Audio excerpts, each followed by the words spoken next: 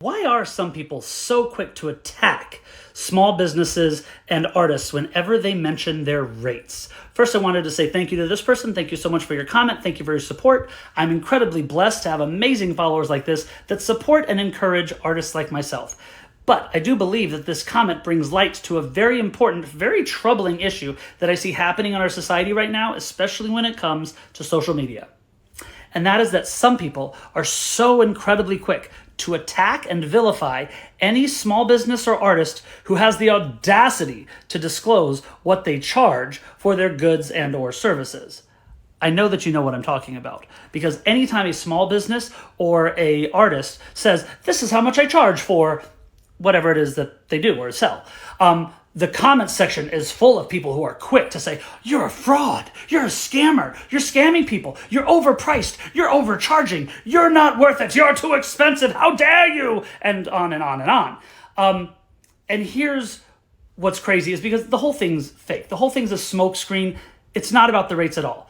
They're not too expensive. They're not overcharging. They're not priced too high. It has nothing to do with that at all.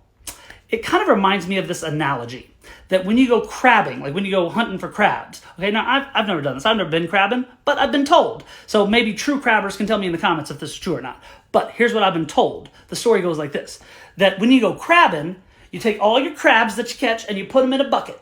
And you don't need to put a lid on that bucket because as soon as a crab starts to crawl out, the other crabs pull them back down.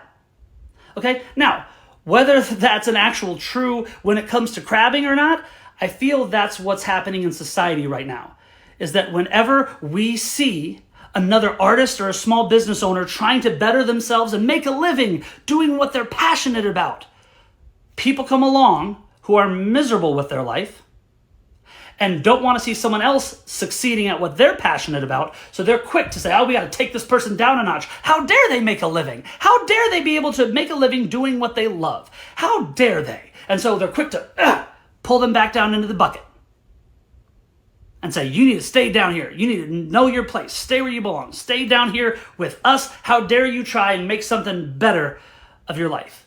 And here's the thing. They don't have the same energy for large corporations, do they? These same people who complain and demand that small business owners and artists should only charge at cost and say that small business owners and artists are overcharging, these same people who are complaining have no problem paying overcharged rates for everything else in their life. They don't have that same attack for Nike or Starbucks or any other corporation who's overcharging for their stuff. They seem to only have this energy when it comes to small businesses and artists. Interesting.